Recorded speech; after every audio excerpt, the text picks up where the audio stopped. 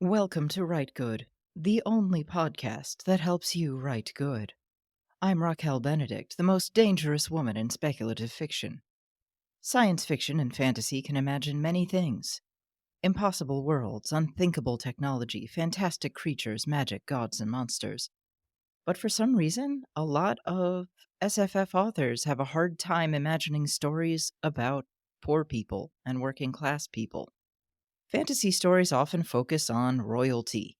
Sci-fi protagonists tend to be middle or upper class, tenured professors, scientists, white-collar astronauts, federal agents, military officers, that kind of thing. And even when a story starts with a poor protagonist, by the end they've usually achieved knighthood or become captain of a spaceship or something like that. But what's wrong with writing about poor people or working class people? Don't they have stories worth telling? Talking about that with us tonight is returning champion Qualia. Hello. Hello again. Now, the reason I brought you on to talk about this is because I saw that you made a post on social media saying something to that effect of, hey, it'd be cool if we had like a fantasy series like Game of Thrones or something that focused exclusively on poor or working class characters. Mm. And I think that's a reasonable thing, but people went fucking crazy on you. People got really mad. They flipped out. Why do you think that is? Seemed to be a lack of imagination for the most part. There were a lot of people who agreed with me and then named books that were not about that, which was really strange. Or they would say, actually, this already exists, and then name like The Witcher. The Witcher is not a he's not like stuck. Not that The Witcher is set in a medieval setting, maybe like anthropologically medieval sort of, but he's not stuck on a plot of land. He's probably, if you had to classify him, like merchant class. He provides a service and travels around. He's just not a peasant, specifically a peasant, and people just had trouble wrapping their heads around it. They named Pillars of the Earth, which is an excellent book, but is mostly about clergy and craftsmen who are not peasants. It's just, I don't know why people had such trouble with it. And then they would talk about, well, why would I want to read about this? These people don't have any agency. I'm getting a little worked up about it. It's upsetting to Yeah. me.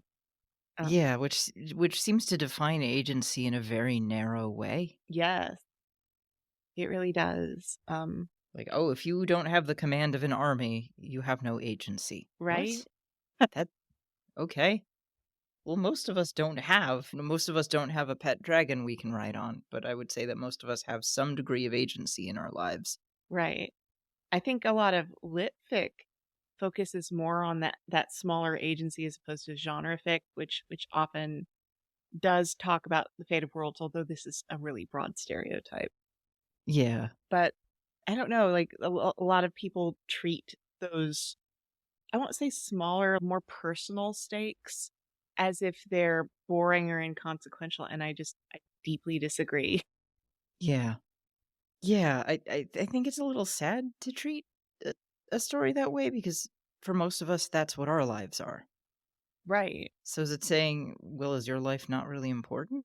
And for me, when I find myself more invested when the stakes are smaller than when they're huge, because when they're so huge, I kinda can't wrap my brain around it. When the fate of the entire world depends on this one man, it just makes the world feel really small to me. It really does.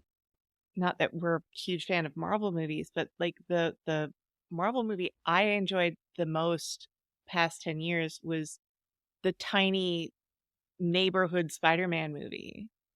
It Huh. was Spider-Man Homecoming, because it was about his friends, and and the villain was his girlfriend's dad. And that was it. Those were the stakes, were his neighborhood, not the world. And it worked for me so much more. And then the subsequent movies, it's like, now the fate of the world hangs in the balance. I'm like, okay, I'm bored again. Yeah. Because it was this sort of thing where the fact that this was his girlfriend's dad, that made it personal. Yeah. I think people mistake stakes for like the world now hangs in the balance. Like, no, raising the stakes is now it's personal. in any story. Yeah. Yeah, absolutely. It's raising emotional stakes. I feel like if you're counting it as raising the stakes only when there are more people involved, just, "Oh, a bigger normal that a bigger number, that means I care more." No, not really. This Yeah, isn't a math problem. yeah, I exactly. don't care more just because the number's bigger. Absolutely. And for me, I kind of find it more compelling when a character has less agency and that the stakes are narrower, your chances of success are narrower, your powers are really limited. How can you manage this? For me, like seeing someone with very limited, if you want to call it agency or limited influence or with all these limitations on them, that's really, really compelling.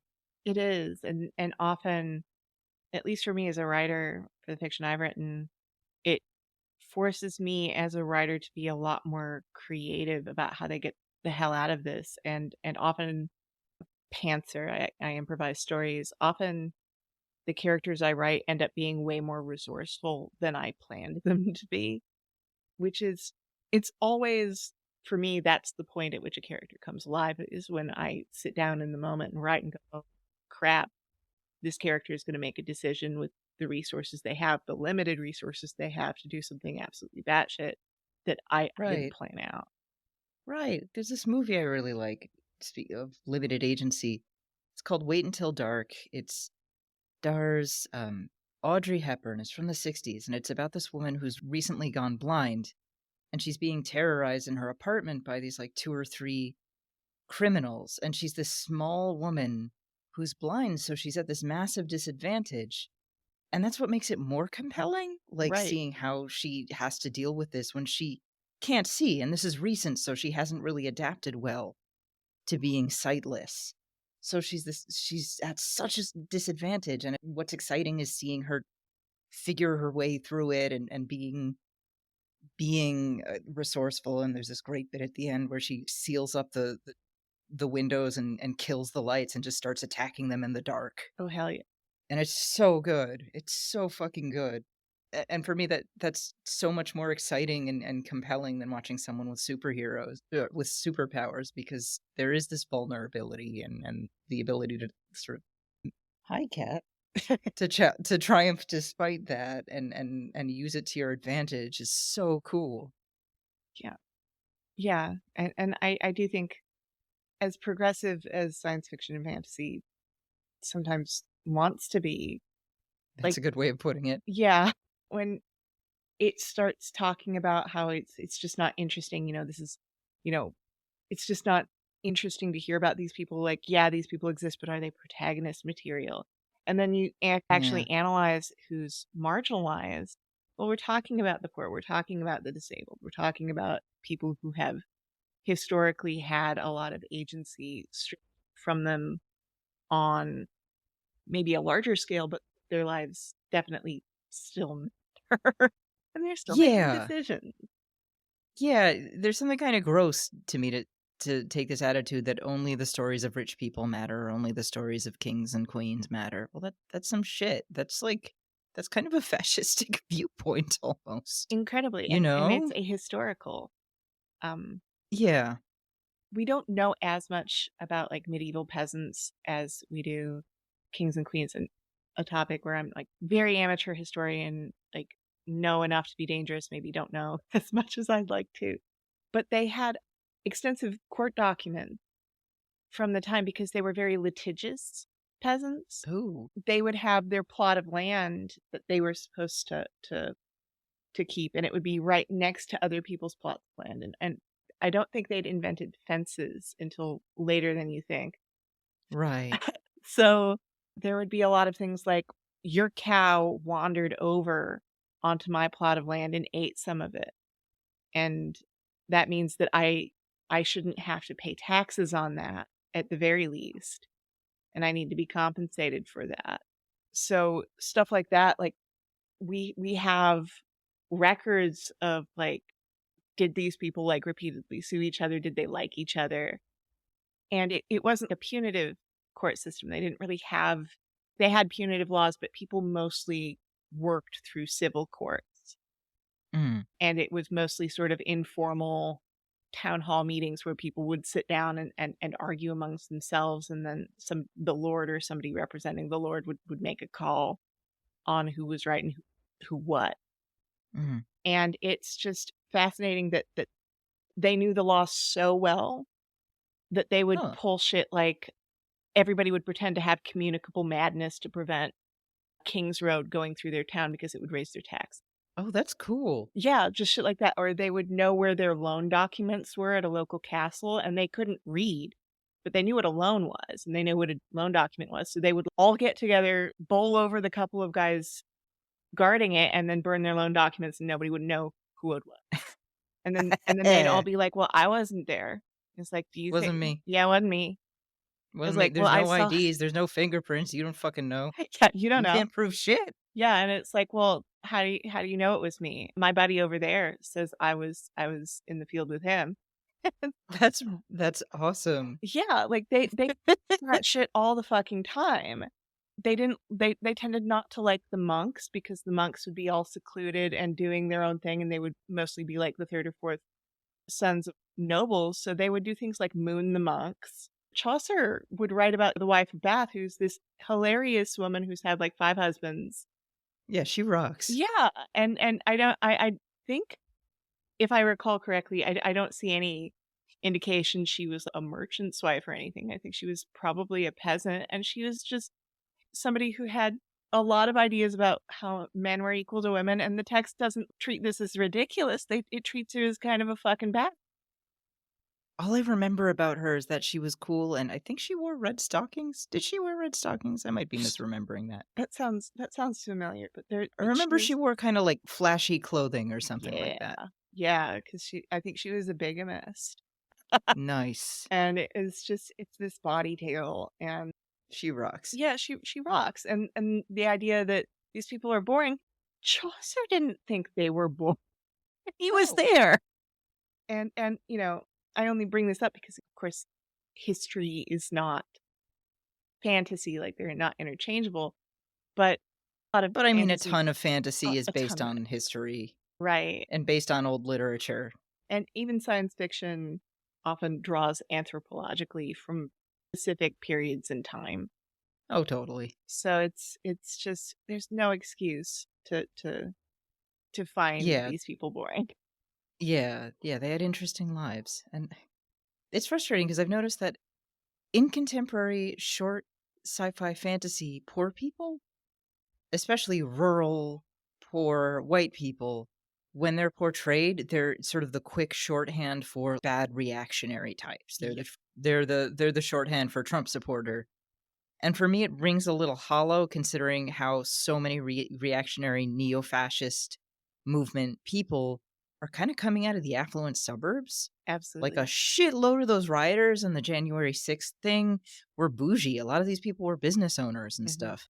These were not poor people. I mean, if you were able to take time off of work to do this silly thing, you're probably not that poor. A lot of these people didn't the fucking vegan MAGA shaman guy like have a Hmm. family lawyer on retainer or some bullshit like that. Yeah, He's bougie. These people are bougie. Proud Boy types kind of come from well-to-do suburban neighborhoods, and those yep, school shooters are usually not poor. I mean, an AR-15 is not a cheap gun. It's a couple $1,000. yeah. Like there are a lot of people who would, if Ted Cruz is not a senator, look at his ostrich skin boots and his cowboy hat and think he was like a working class man. And his Wranglers, he's got like $600 boots and $20 jeans. Idiot. Right. It's the suburbanite with the pickup truck, but that pickup truck costs like $30,000. That guy's not poor. That guy's not poor. There are a lot of like weird number of pool cleaner business owners at Huh. January 6th, like weird number of those. But Huh. there, and the Tucker Carlson guys who are like sunning their perineums, these are like a lot of these are like Californian tech guy types, new Oh, agey yeah. dudes, and a lot of people will say that these are not conservatives. The guy who tried to kill Nancy Pelosi's husband with a hammer was a nudist in all this. There's conservatives, and I would say most people don't fit into these neat boxes where you can tell what they are based on one or two things because most people don't think through their politics enough to Right. have like a huge coherent ideology. Right. And it feels like a socially acceptable way to dunk on poor people. Absolutely. It's always these poor people who are bad. It's this specific type of poor person that's white, so you can kind of you can dress it up as being anti-white, but it's a poor person. It's not a rich person. It's not a suburban person. Yeah. It is specifically a rural poor person, and it feels kind of gross, and it feels a little bit also like it's borrowing from 1980s movies. I've seen Yes. multiple kind of award buzzy short sci-fi fantasy stories. I'm not going to name them because when I name them, I get in big trouble. Um, in which our hero encounters some bad things from rural rednecks at a redneck bar. You know, they Yeah. walk in and it's, boy, we don't like your kind. We're going to beat you up. And it's just, I think I saw this scene from an 80s movie. Absolutely. It feels really phony and hollow. Yeah. And it's, I don't know, there's definitely a tendency in some of those circles to sort of draw endlessly from things that aren't real, from maybe this thing once referenced a real thing, but it's been referenced and referenced and referenced. And in some ways, it's in some cases, it refers to a world that doesn't really exist. I'm not sure you see a lot of redneck here anymore. Not many. And And yeah, if it is, why are you stopping there? If you're frightened of these places, why are you pulling over here? right. Like, When has the author of this story gone into a redneck bar in the boonies? Like probably never. yeah, my grandpa was a hillbilly, like an actual hillbilly from Tennessee, from the Tennessee Valley, poorest area in the country during the Great Depression. Like poorest, he didn't own shoes. Uh, Whoa. yeah, he went to church on a wagon pulled by a donkey. He was bow-legged because he was malnourished. He had dirt floors, and his politics were complicated because he went to the Korean War, which of course comes with some Yeah. major sins. But on the other hand, when he got back, he went to work for the Kinsey Institute as an Whoa. orderly. And as part of that, he went through a bunch of training on if you're going to work here, you need to be able to work with these people and you can't hate them. Whoa. So he watched videos on gay people, he watched videos on trans people, and when he was basically a father figure to my sibling who is very gay and possibly trans, he would sit us down, both of us, and say, if you love women or if you feel you were born in the wrong body, there is nothing wrong with you. And you have to understand this man had the thickest rural Tennessee accent there was. That's beautiful. Yeah, and it's like people are like sitting there saying, "Well, when people talk about why would you want to tell stories about poor people, you just have to have a bigger imagination than just imagining the poor person you have in your head." That story I told you, that guy is a protagonist. You know Yeah. what I mean? And he Yeah. was a major influence on like only voice, the only adult voice I heard growing up said being queer was okay. And not just okay, but beautiful. So yeah, Yeah, wow.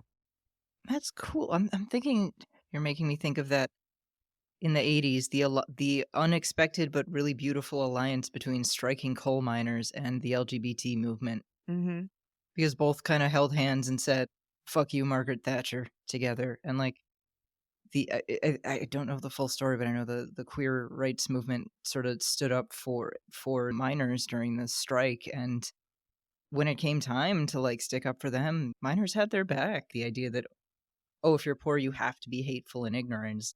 It's bullshit, yeah, and I think it's a lot of transference of a person's own sins and ignorance onto an easy target. I mean, I one thing what I'll say about wealthy people is they're better at disguising their prejudice, better at wrapping it up in euphemism, but are just as bad, if not worse.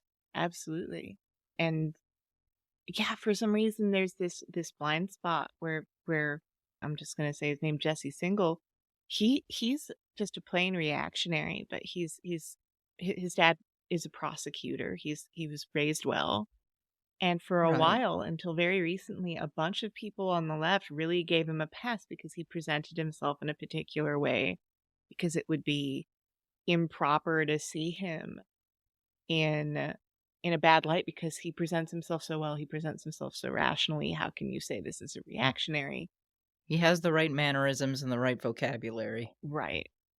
I feel Yeah. deeply uncomfortable sometimes in upper class circles because I've got my father came from sort of a professional class background, but my mom came from deeply working class background, and I spent way more time with her family. And I myself, I didn't graduate high school. I had to get my GED, and then I only got my degrees because I needed to make more money just to get by.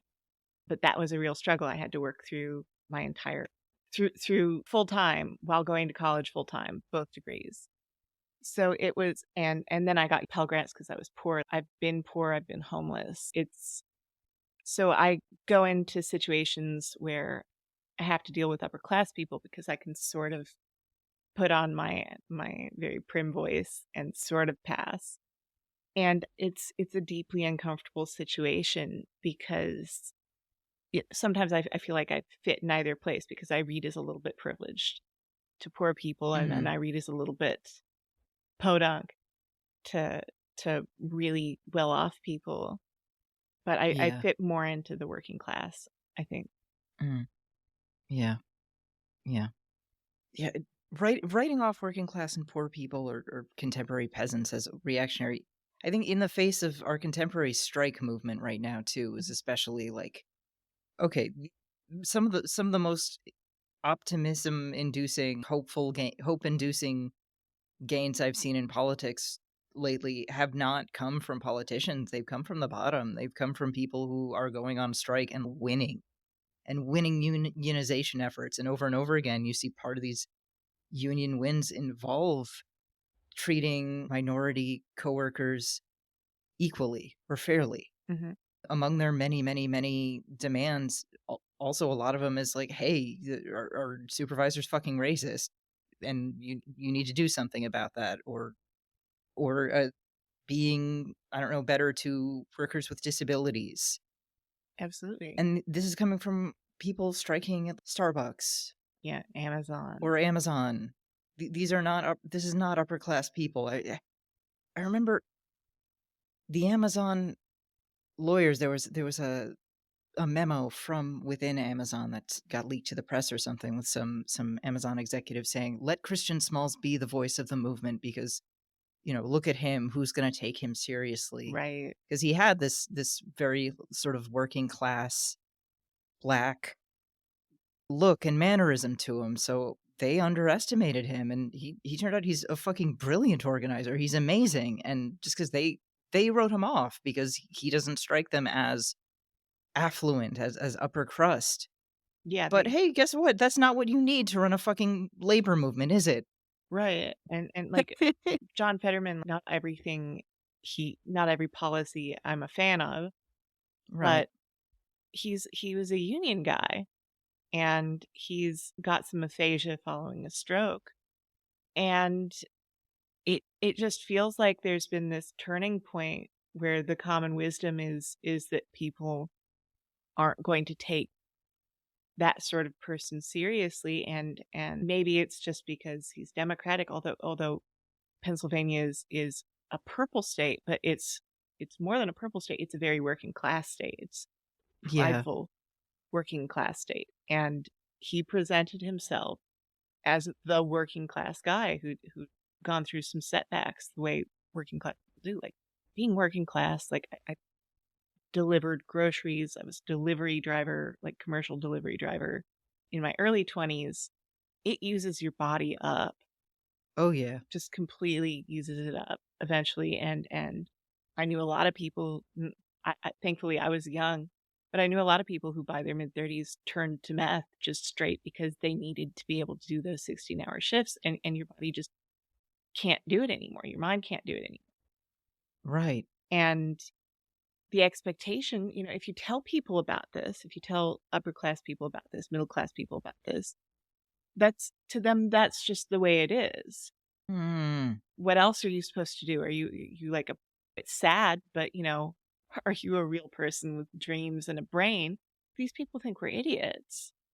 That you must have done something to deserve it. It doesn't occur to them that there are only a certain number of spots in the slot where they are, and Right. more people capable of doing that. And not only that, but in a utopia, somebody is gonna have to clean the fucking toilets. Why is it Right. that that that the person who does that doesn't deserve some dignity, doesn't deserve to be happy, Right. Doesn't deserve a decent income and a nice home. right? And even like I've been wanting to write a short story for a long time, and so oh my god, don't steal. But I've heard that Twitter and Facebook moderators, that is a miserable job. Oh, it sounds horrific. You see the worst fucking shit all day and you Right. get paid garbage. It's minimum wage. You work in sort of a call center type situation, and you repeatedly see images of death and worse. And I've heard that PTSD levels are high, drug use is high. And I feel like sort of a vulture going, this would make an incredible setting for a story. Oh, yeah, you could get an amazing horror story or something out of this. Yeah, anything like that, or just there's all sorts of things people don't know about delivery driving, whether it's Instacart, which I've done, or Mm. just commercial delivery driving. The sort of I used to like listen to Coast AM, which is sort of full of conspiracy theories, and it would be 1 in the morning, and it would be completely silent in the middle of an empty city. And it's such a I'm almost nostalgic for it, just sort of the extreme fatigue, feeling all my muscles just cramping up, and listening to somebody talk about how aliens are real while I'm drinking, while I'm like shotgunning an energy drink and something liquid with some calories to keep me going. I don't know why, but it's such a fucking vibe.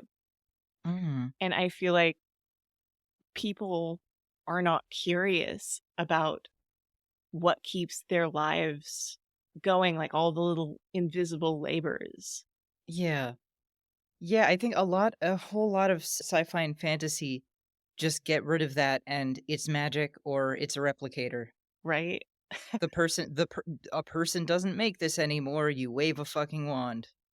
Isn't that kind So of that person is gone. yeah, And that's the fantasy. That is the escapist fantasy, is escaping from the idea that, I don't know, cleaners and fry cooks and shit exist. Something Kurt pointed out, Kurt Schiller of Blood Knife, said when he grew up, he loved stories about inventors and explorers. Those Victorian or Edwardian adventure stories were often about an inventor or an intrepid explorer. And he got so depressed when he grew up and he realized that those aren't actual jobs. That's just shit you do when you're a rich, idle fail son yep. and you don't have a real job, and it's funded probably by your family's diamond mine in South Africa or something equally evil. Thinking about that, I'm thinking about how many steampunk stories that they borrow from those adventure stories, and they're about this kind of person. They're about an explorer or an inventor or an adventurer, fake rich person, idle person jobs. They're not about a factory worker. They're not about the steampunk factory workers trying to organize.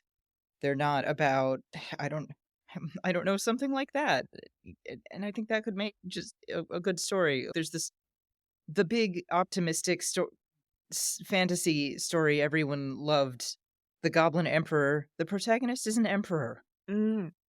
I mean, yeah, okay, he's a marginalized person, but he is an emperor, and poor people and working class people in that story are really not very well portrayed. Carlo Jaeger Rodriguez wrote a really, really good article, a really, really good review of it in Blood Knife. House in the Cerulean Sea, the protagonist is a white collar bureaucrat. Do androids dream of electric sheep? The protagonist is a cop who eventually gets enough money to buy a real goat, which is a totally expensive luxury item. Even at the end of Neuromancer, I know the guy's like a pizza delivery guy, but he ends up getting to be a hacker again. So it's like this not being a poor working class person is restored. You either start off middle or upper class or you end up there, Mm. but you don't end there. And I think a lot of writers, especially if you're like middle class or upper class, the idea of ending working class strikes them as very frightening or depressing or misery porn, quote unquote. But Yeah. doesn't have to be that way. No.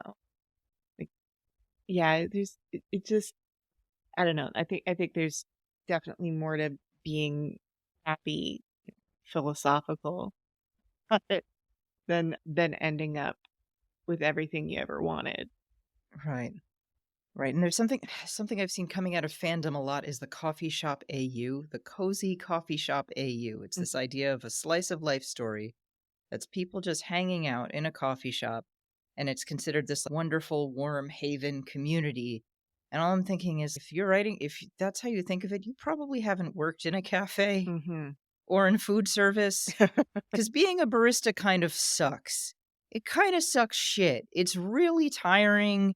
Your customers are dicks a lot of the time. People are really uptight. There's It's always such a surprisingly rush. dangerous. Yeah, you can get burned on that fucking you can get burned on the you're blasting hot steam. It's very easy to burn yourself on that Yeah, when you're running and back and forth. slipping and just all kinds of crap. Slipping on the floor, you do a lot of prep work if you might do prep work if you're in food service, so there's a good chance of cutting yourself. Yep. In general, small mom and pop restaurant owners are really, really bad with safety, so instead of a proper stepladder in the storeroom, you are using a chair with one broken leg. Yep. Yep. There's a Done very that. good chance that you will fall down. Yeah, there's a lot of glossing over the difficulties of being working class, which I would invite people to see as instead of misery porn, that's conflict, the thing that drives your story. you know? Yeah, amazing. Ugh, um, Just I don't know. Oh, coffee shop AU. It's a magical cozy place. Not for the person making the fucking coffee. It's not. that's right. Most of the time, it's not. I mean, I wrote my restaurant story, my food service story, but it's not a cozy story. It ends with a waitress poisoning all of her customers. Good And I for her. needed to write that story to like get it out of me after working in food service for years and years. Well, I hope she got away with it. Oh, she didn't, but it was okay. Still, it was very cathartic for her. She had a great time. Good. I guess it doesn't fit into the juvenile escapist power fantasy. Think maybe it challenges the just world fallacy too when the Mhm. hero is not rewarded with wealth at the end. The idea that people can be good and smart and hardworking and still be poor is very uncomfortable. Incredibly. People have a lot of I feel like even beyond just world fallacy, you tell people that you've been poor or you are poor, they their thinking is like on rails. They have a whole ideology built up around why people are poor. It's often a meritocracy of some kind, Right. and it's nonsense. Yeah. Like you're bad, you deserve it some way. Maybe you made bad choices or maybe you're just a bad person and that's why you're poor and that's why redneck characters are always bad people. They're always always always always bad people. There's no gay rednecks? What? That doesn't exist. There are no gay poor people. It's not like there's a disproportionate number of low income people who are queer. What? No, I never. never. What? No. No, of course not. Queers are all rich. Anyway, but it is frustrating. I mean, I think just from a political standpoint, obviously it's worth writing about lower income people because they're people. And I find it striking that there's so much talk about representation, but not much in the way of social class Mhm. representation. And throughout history, the vast majority of human beings were not noblemen. The Cat, stop attacking my chair. The majority of people were just kind of working class or poor Yep, and always have been. And also, rich people kind of suck, and we don't need to glamorize them. we don't. Like We that's don't. They're definitely gross. we have to we that's worth talking about. We have to sanitize the hell out of what rich people do, except for, Game of Thrones and A Song of Ice and Fire, where they largely don't do that. But in order to make them protagonists, often you have to make a good king or a good queen, and there's no such thing. Mhm. No such thing as you get a lot of, I love Jane Austen, but often the nicest thing she can say about somebody, like one of her shorthands for somebody is a good person is that he's a landlord and his tenants love him. Yeah, I remember when she sees Mr. Darcy's house and she realizes he's a great guy because he doesn't beat his servants. Yes. They're like, it's great working for him." Yeah, it's great working for Like, him. that's a He's pretty low bar, man. it's a real low bar. Like all of his tenants love him. He takes good care of them, and it's like, well, You're supposed to do that. yeah, He's not a slumlord, hooray! yeah, hooray. Which I guess for the 19th century was about as decent as you can be if you were wealthy. Yep. That It's that that is the best you could do back then. That was above and beyond the norm, unfortunately. it is weird that the shorthand for being a great guy is nice to the waiter. And it's like, wait a minute. Why is the Like, you waiter should just be that by default. right? And also like why is the waiter the sort of recipient of whatever morality anybody else has? Is Yeah. this the waiter the object in all of this? Yeah. Yeah. But from a craft or a creative standpoint, I think let's talk about that and why it's worth writing about peasants, writing about working class people in speculative fiction. And that is, as you've touched on earlier, the lives of common people are interesting and have been interesting. Medieval peasants got up to some crazy shit. Like, I've been reading a little bit about medieval football. The only rule was get the ball to the place where it's supposed to go. That was the only fucking rule, and an entire village would play, like hundreds of people at a time. Yeah, The goals sometimes were versus miles another. apart. It'd be like, The literally the only rule is try not to kill anyone, mhm. and it would kind of turn into a days-long riot. Like, it sounds sick. It sounds like a fucking great time. People would come from miles away to either play or to observe Yeah, because like it was just a crazy shit show for, like, days. It sounds amazing. people would camp out and have picnics on the roofs to watch people do this because you wouldn't want to be on the ground. 'Cause people would fucking bowl you over. It sounds great.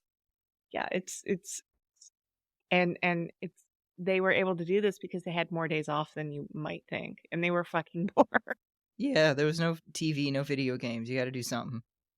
That's right. Like, "Let's play Riot Ball, let's do it." And, like, wealthy upper middle class people are kinda boring, honestly. They are, They're really not that interesting. and we've definitely heard their stories before, and we don't need more. We've Yeah. heard that for the most part. I don't know, village-wide mob football sounds more interesting than croquet. Yeah, or like the feud between the local monastery and people who live there. Like monastics wouldn't even fucking talk. Oh god. Imagine What a asshole. bunch of nerds. Exactly. That's what they thought. They were like, these are fucking nerds. Yeah. These fucking nerds. Like an '80s slubs versus snobs movie, Hmm. just with monks, peasants and monks. And plus, we've seen enough noblemen. I'm interested in shit I haven't seen before. Right. Uh, And I mean, in some ways, the agency or lives of noblemen are also really, really restricted, especially if you're a woman. You're very limited to these certain spaces. You kind of, supposedly, they have greater agency, but they kind of really can't go wherever they want. it's You true. kind of stick to these predetermined castle, monastery, cathedral, maybe battlefield, but you can't really roam that much.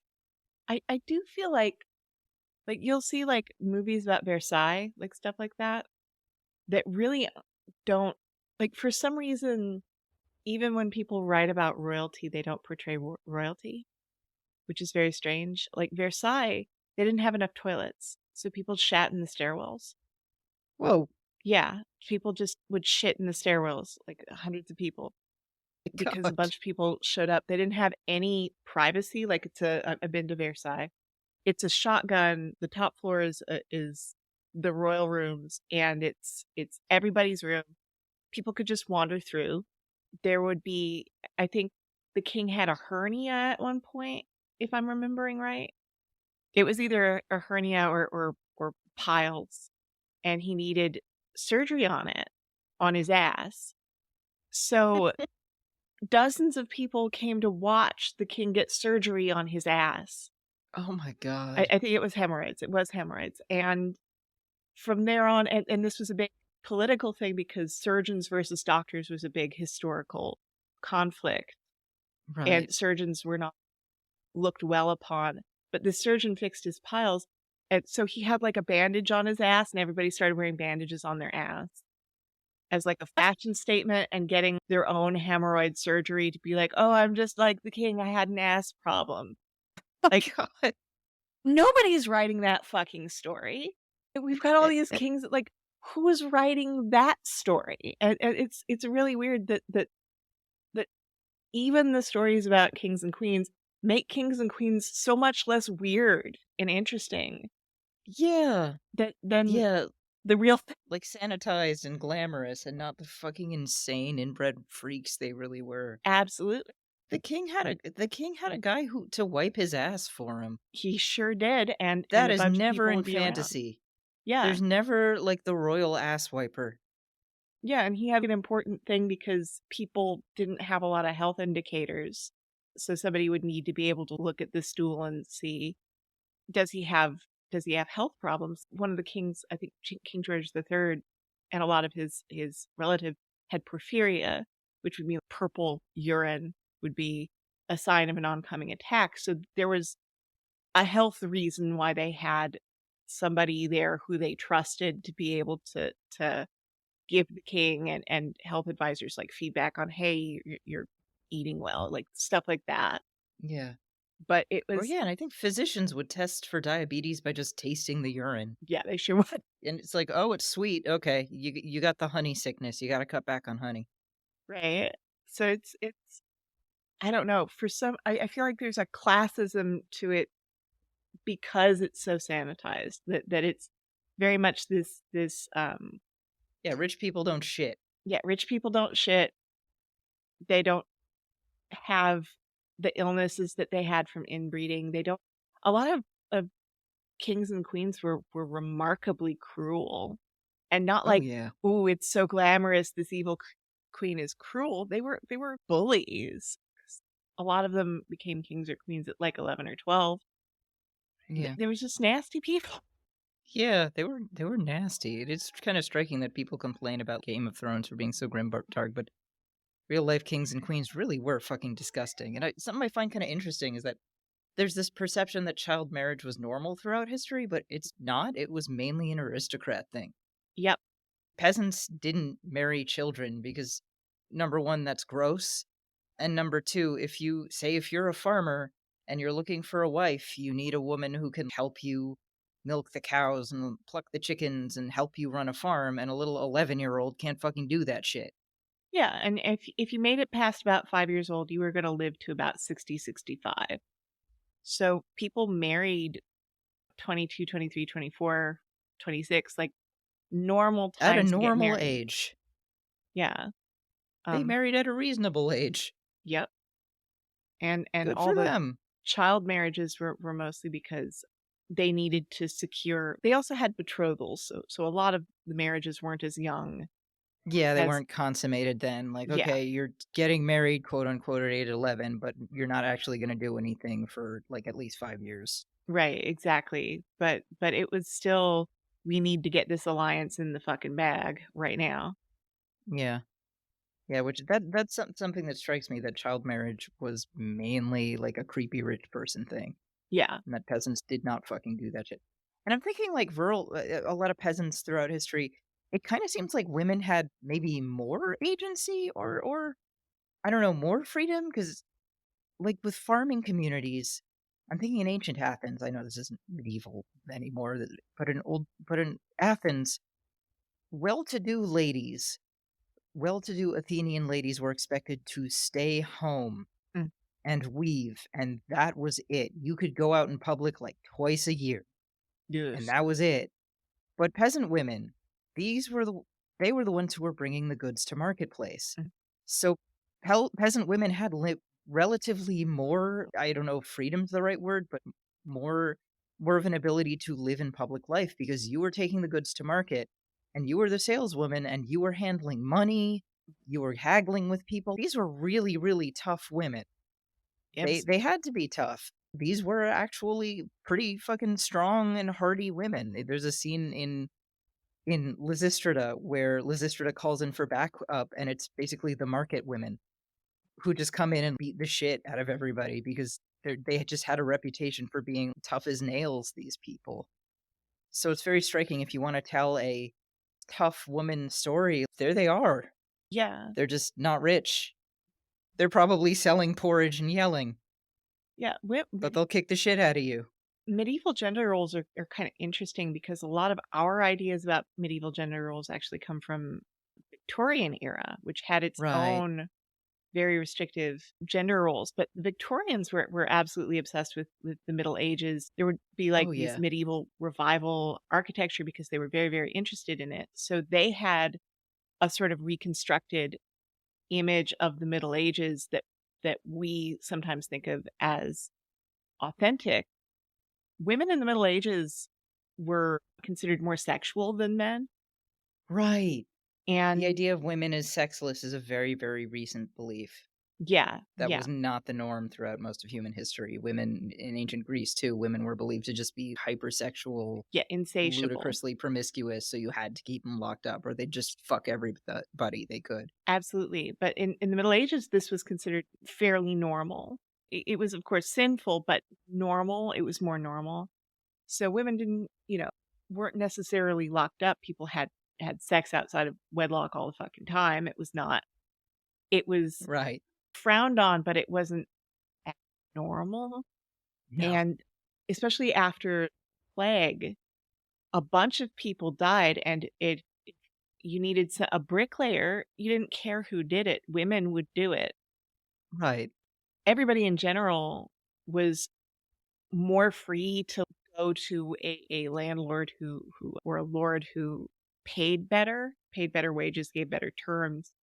Whereas before they were kind of stuck on the land, and women started doing things like pioneering the profession of lawyering or becoming alewives, just starting businesses, stuff like that. And then it wasn't until the Renaissance, which was fairly shortly after the end of the plague, where there was this backlash against these new gender roles, where that's when you got the witch burnings. A lot of people think of witch burnings as a medieval thing, but no, it was a Renaissance Right. thing. You think of them as a dark age thing. Right. Yeah, no, it was Renaissance era. I forget what it's called. I think it's the Maloris Maleficarum, the Hammer of the Witches by a king. I think it Mm. was James who wrote that, about how you could recognize witches, and all of these Enlightenment thinkers came from this era. So it's very weird that we think of the Enlightenment as the birth of the modern age, which it is, but came with all of this backlash against the freedom of women and their agency, and the freedom of peasants and their agency. Yeah. Yeah, that's interesting. I didn't know that because my perception of the burning times is like, okay, it was the Dark Ages. No, no, I Dark didn't Ages was really 700 associate it years with the before that. Renaissance. Yeah. Um, Huh. and the Dark Ages refers to, there weren't a lot of surviving texts. It does not refer to the progressiveness of the paper, and the scrolls didn't hold up well. Oh. Yeah, that makes sense. It's made out of paper. It's Mm. not gonna last too good. Right. So it was just way more progressive. There were female Vikings. I'm not going to say that it was like a great time to be a woman, because No. very few places in the world and very few periods of time are great places to be women. But there's definitely a lot of cultures to come up with these stories about how much worse it used to be, as sort of a way of talking about how much better we are now. And sometimes it's just not true, the stories we come up to that effect. Yeah. Yeah, definitely. Hmm. All right. So, why don't we talk a little bit about some examples of stories about broke or poor or working class or peasant people that are cool and good? Just because we've talked about, no, that it can be interesting, but let's talk about some stories, maybe speculative, maybe not, but fictional, Mhm. about broke people that are fucking great. I'm going to start with a lot of Nathan Ballingrud's protagonists. Nathan Ballingrud, he wrote North American Lake Monsters. He's a sort of a horror short story writer. And a lot of his protagonists tend to be salt of the earth, kind of working class guys because the author himself, he had a kind of an interesting background. I think he was a bartender, I think he worked on an oil rig. He's had these sort of salt of the earth type jobs and experiences, and that's reflected in his protagonists, and they're great, and they're really compelling because there's this extra layer of vulnerability of, okay, you're kind of a regular guy, a regular sort of beer drinking construction worker, and now you gotta deal with a fucking werewolf? Jesus Christ. God damn, man, I'm not up for this. And they're really, really good. Sounds great. Of course, Alien and to a certain extent Aliens. Like the Yeah. Aliens a union shop. Yeah, Yeah, they're mining. truckers in space. It is Yeah, not white collar space. This is blue collar space travel. that's right. And it's great. It's awesome. Yeah, it's incredible. It's very much a everything goes to shit because nobody listens to the quality control lady. Right, no one listens to her. And it's like the PMC fucking nerd science officer who gets everybody killed. That's right. It's that fucking guy. And then the sequel, it's a Weasley little corporate guy who's fucking shit up for everybody. Absolutely. And of course the soldier class doesn't take seriously what the working class person says. So Right. even that has kind of a class element to it. Right, and also like, "You're a civvy, what do you know?" That's right. That kinda thing there too. But yeah, there's yeah, and it's great. I mean, we love Alien. We love Ridley Scott's Alien. That's right. It's so good. So, okay, Alien, for another movie, that Eggers film, The Lighthouse. It is about a guy with a really shitty job, just going fucking crazy in a lighthouse. It's quite good. It is an incredible movie. It's one of my favorites of the past 10 years. But Oh, I'm it's great. It is a big hallucination, and I love how they don't explain things. Like, you're not sure, is Willem Dafoe even real? Or does the protagonist have a split personality? There are these hints that maybe he's not real, but they never, like, 100%. There's never a scene where you really find that out. yeah. Yeah, and it's definitely very it works on more than one level. I think it's a retelling of a myth. I think it's Prometheus. That myth is you Yeah, could there's a read it lot that of way. Prometheus in it, and it's also based partially on a really upsetting incident of it was a guy who had that job and his partner died, but he wasn't able to properly bury the body or something, and I'm Oh, he was tied to a rope in the storm, just sort of dangling for weeks or something really fucked up. oh wow. Yeah, it's just some crazy hurt. I don't remember the details, but it was based very loosely on a true story that just sounds like an extremely bad time for that dude. Well, it's over now. Yeah. Well, it's not his problem anymore. He's been dead 100 years. That's right. Let's see. Per J.R. Bolt, friend of the show, J.R. Bolt, he mentioned Trailer Park Boys. Imagine a medieval fantasy Trailer Park Boys. That would slap. It would slap so hard. It would be so much fun. Young Ricky telling Sheriff Leahy, like, "Prithee, I will give thee a halfpenny to fuck off." A lot of Nick Mamada's stories are he's very working class, and a lot of his are from a very working class point of view. And he, of course, does a lot of science fiction, fantasy, Lovecraftian stuff. Oh, yeah. A lot of Abby May Otis's stories. She's more sci-fi, I think, than fantasy. We also covered her book of short stories, Alien Virus Love Disaster, in on a bonus episode. She has a lot of kind of hard scrabble protagonists, and they're really, really terrific stories. Mhm. Of course, Terry Pratchett. Of course, Terry Pratchett does a lot of uh, Yes, Harley. Calm down, buddy. his characters often do sort of change circumstances, but they often don't really necessarily change classes over the course of a Yeah, story, which is really interesting. that's pretty cool. I still haven't read Terry Pratchett. I've heard so many wonderful things about him. He's he's really how to put it. I'm not a huge fan of Neil Gaiman. Don't tell anybody. I'm gonna get my nerd card revoked. Oh, no. But he worked with Neil Gaiman a few times, so he often gets lumped in together with him. But yeah, Terry Pratchett definitely, he's got his witches series, and I'm not sure what class a witch would be, Yeah, who knows? but his I feel like they're kind of merchant class or something. yeah, Artisan class. yeah, but his books set around the witches in a small country called Lanker, which is maybe the size of a few, a handful of football pitches, and has and it parodies, and it has a king, but he's a king of about 70 people. So it's definitely, it's silly. It's very silly. And he has a wife of Bathish type character called Nanny Og. And I wrote to him that I wanted to be Nanny Og when I grew up when I was 6. And again, Aw. she's like wife of Bathish, several husbands, uh, constantly doing body jokes. And he wrote back to me, and he said he hoped I didn't fully understand Nanny. That's so good. That's lovely that he wrote back to you too. That's so sweet. He did, and when I met him at 14, he remembered my letter. It's a very Oh my sweet man. god. He died of, this is a huge thing, but he died of Alzheimer's, which was such a loss because he had like an encyclopedic memory of anything he'd ever read and anybody he'd ever Ugh. met. It was Oh my incredible god. talking to him and hearing him talk, because he'd read most of his local library, like all of his children's section, all of the adult section, by the time he was like 14, and he could quote you Wow. where he knew stuff. Wow.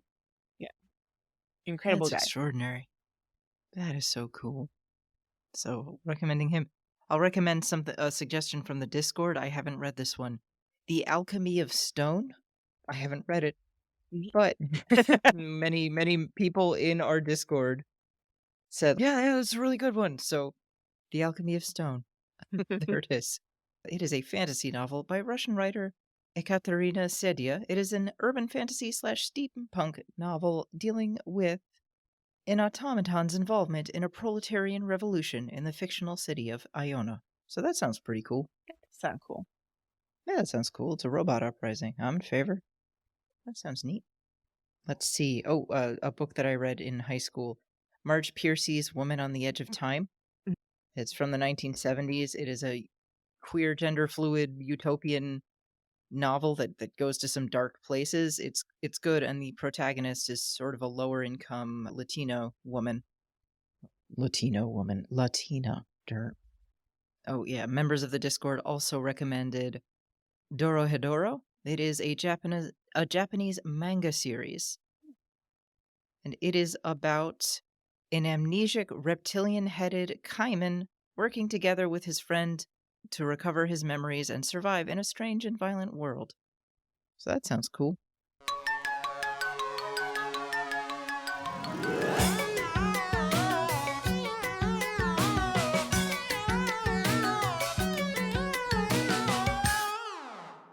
So why don't we wind it down? It's been about an hour. Before we go, please plug your work. Where can we find and support you? I know you're on YouTube. I am on YouTube. I'm on YouTube at Qualia Redux, one word. I'm on Substack at MK Anderson, all one word. You can find me there. And of course, I'm at these_Qualia on Twitter for as long as that lasts. Yeah. And you can find me in the Rite Gud Discord. Come hang out. Nice. Yeah.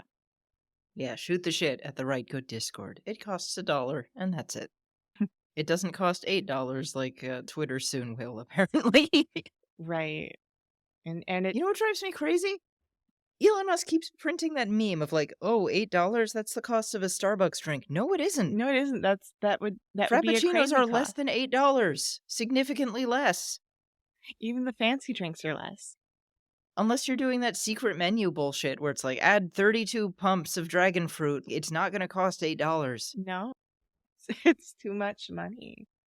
And plus, can you imagine what kind of freaking nerd I'd have to be to pay $8 for? Anyway. Yeah, no. I did do a video recently on why Twitter is in huge financial trouble. So you might want to check that one out. And Yeah. think about, if you're a writer, diversifying your means of connecting with your base. Oh yeah, I'm doing that. We're trying to look at like, okay, where else can we go? We also have we Kitty Sneezes has a YouTube, and we put up Rite Goods there. We also have a Substack. We're putting this podcast up on Substack too. So if you want new episodes in your inbox, just follow it. It's part of my monthly newsletter. It's or RS Benedict at Substack. Just because I figure, okay, Twitter's going to collapse, and I need a way to keep in touch with people. This seems like the logical next one because I don't want to do TikTok dances. I'm too old for that shit. Yeah, I need to. Oh, anyway, I am that too might be a camera whole shy for different episode Instagram. about I don't want to go to the tomb that is Facebook. God. And Mastodon has downsides. Co-host It's is too very hard, young. and you toot. I'm not gonna toot. Don't just I'm don't. not tooting. You can't make me toot. They also have this culture. Like somebody talked about how they used to be on Mastodon. Somebody would retweet or retweet her Retoot. her pictures of her dog with content warning dog. God. And in one of them there was just her dog's shadow, and this person retweeted it with content warning concept of. That's incredible. It's a very different culture. That's art. Art. That's amazing. I don't think I could handle it. I can't go to Tumblr. Tumblr's way too fandom-ish. Yeah, and And it's that I PvC clash with that pretty bad. It's very fandom-y, and everybody is fighting all the time, like as bad or worse than Twitter, which is just the Oh worst of god. both worlds, maybe. Yeah, and you can type a lot longer posts on that too. So it's like, oh god, I'm just trying to imagine like 1,000 words. I No. somebody did a 30,000 word call out of me on Tumblr. Holy fuck. I, Was it for an incredibly minor thing oh, it too? was incredibly Or just minor. like inscrutable fandom drama? It Like you was. shipped the wrong characters. I think one of my sins, and maybe I did fuck up on this one. I'm not sure, but like Daisy Ridley, Star Wars thing, she was avoiding paparazzi, so she was like in some sportswear and wraparound sunglasses and all that. And Right. I joked that she was wearing a sport burqa because she was just Ah, completely covered. And right. this was apparently like the worst possible thing I could ever say about anyone. Eh, And it's like I don't think that's the worst thing you could say about a person. yeah, like it just There are terrible. significantly worse things you could say. Yeah, but her face was completely covered by like a sweatshirt and all that, and it was just yeah, Yeah, that's taking things a little too seriously. I'm sorry. yeah. And sometimes I put like snarky, like when I reblogged stuff, sometimes I would put snarky tags on it, and this is terrible. How dare Oh I? no. Oh no. We're on co-host, but apparently co-host is also terrible in some way, and we're not allowed to post yet anyhow. So Yeah, they need to apparently fix their their. their TOS has some really janky clauses in there, which is Yeah, not great. yeah, they are like claiming they've accidentally claimed copyright on everything that's posted, Oh, I don't like which that. they acknowledge is a problem, and they're gonna fix. And there have been Okay. people who are like, "How dare you?" You know, they're doing their best, and it's like I don't want people to do their best. I don't want to think. Yeah. Yeah, you just don't want that clause on on the website. That's ridiculous. Yeah, I but don't know if it's enforceable or not, but it's not a good thing. it's not a good thing, and I'm sure they'll fix it. And I don't mean anything bad against them. It's just it's it really is about me as a writer who has to make a living mourning the Yeah. fact that we had a terrible, horrible website that was very good at one thing, That was Twitter. useful. It was very good for finding like followers and getting your work seen. It was good Yes. for that. And For and all in a its way that many didn't. drawbacks. Yeah, yeah, it was the place where people were like open to reading you as a writer, and not to dunk on people who are trying their best to make something that's different, that doesn't have some of those downsides, who are really trying to do something new, and maybe don't have the resources to do it perfectly all at once. It's just when we lose this, it's going to be horrible. Yeah. Yeah, it's kind of a bummer. Yeah. But at least we're losing it in the dumbest possible way for the dumbest possible reason, which is Yeah. pretty funny. And we might and Elon Musk is having to file a bunch of forms to disclose that he's selling Tesla stock, which keeps crashing. Yeah, that's pretty funny. Yeah, so Twitter might go down, but Elon Musk might be very shortly not the richest man in the world anymore. Yeah, that's pretty cool. Yeah, and he was like I mean, the $80 reason... billion ahead. He's gonna lose that in a month or two, and Hell yeah. if I can find a way, That's pretty sweet. yeah, if somebody's gonna mark that event, I'm gonna set some time aside and have a Absolutely. That sounds pretty sweet. I'll break out my tiny bottle of champagne for that. hell yeah. Okay. So why don't we sign off then? Thank you so much for coming on the show and talking about this. Yeah, absolutely. Good to talk to you. And thank you all for listening. If you like what you heard, head to patreon.com/writegood and subscribe. Thank you, Harley. Until next time, keep writing good. This has been Rite Gud with Raquel S. Benedict. Hosted by Raquel S. Benedict and produced by Matt Keeley for KS Media LLC. Theme song by OK Glass. For comments and concerns, please write to us at ritegud@kittysneezes.com. That is RITEGUD @kittysneezes.com. If you'd like to support us, please visit our Patreon at patreon.com/writegud. This has been a Kitty Sneezes production. kittysneezes.com in color.